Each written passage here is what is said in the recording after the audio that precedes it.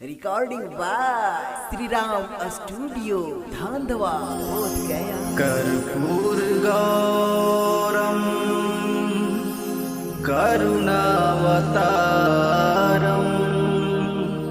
संसार सारम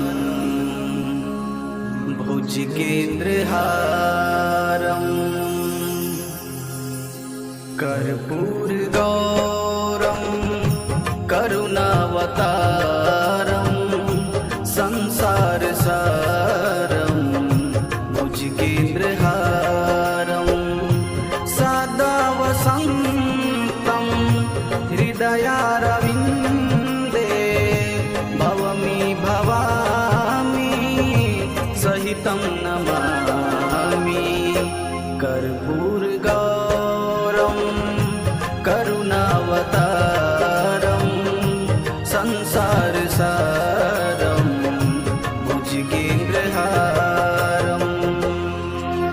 निशुम्भ शुम्भ गर्जनी प्रचंड मुंड खंडनी वने रणे प्रकाशनी भजामि विंध्यवासिनी भजामि विंध्यवासिनी भजामि विंध्यवासिनी। त्रिशूल मुंड धारिणी धरा विघात हारिणी गृहे गृहे निवासिनी भजामि विंध्यवासिनी भजामि विंध्यवासिनी भजामि विंध्यवासिनी। दरिद्र दुख हारिणी सदा विभूति कारिणी वियोग शोक हारिणी भजामि विंध्यवासिनी भजामि विंध्यवासिनी भजामि विंध्यवासिनी। संसुलोल लोचनम लतासनम वरम प्रदम कपाल शूल धारिणी भजामि विंध्यवासिनी भजामि विंध्यवासिनी भजामि विंध्यवासिनी।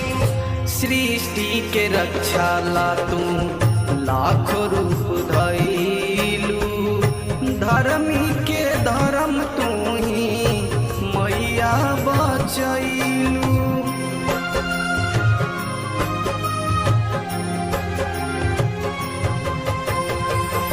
सृष्टि के रक्षा ला तू लाखों रूप धइलू, धर्मी के धर्म तू ही मैया बचैलू।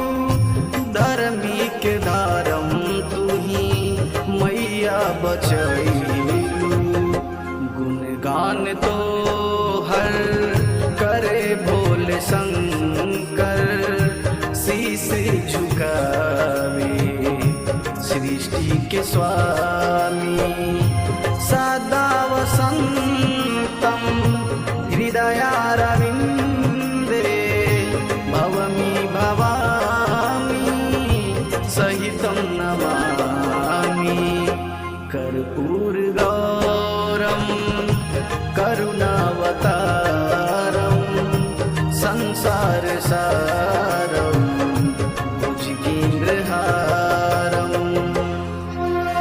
कराब्धदानदाधरं शिवा शिवां प्रदायिनी वरावरानना शुभा भजामि विंध्यवासिनी भजामि विंध्यवासिनी भजामि विंध्यवासिनी। कपीन्द्रजामिनी प्रदां स्वरूप धारिणी जले थले निवासिनी भजामि विंध्यवासिनी भजामि विंध्यवासिनी भजामि विंध्यवासिनी। विशिष्ट शिष्टकारिणी विशाल रूप धारिणी महोदरे विलासिनी भजामि विंध्यवासिनी भजामि विंध्यवासिनी भजामि विंध्यवासिनी। पुरंदरादि सेवितां पुरादि वंश खंडितां विशुद्ध बुद्धिकारिणी भजामि विंध्यवासिनी भजामि विंध्यवासिनी भजामि विंध्यवासिनी।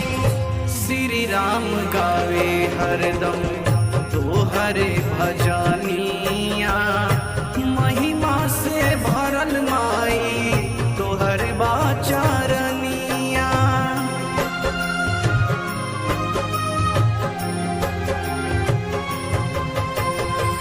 श्री राम गावे हरदम तोहरे भजनिया, महिमा से भरल माई तोहर बाचरनिया।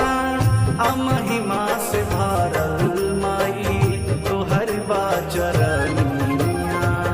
चरनिया के धुरिया तोहर लागे चंदन, उमर भर करे मन करी हम गुलामी।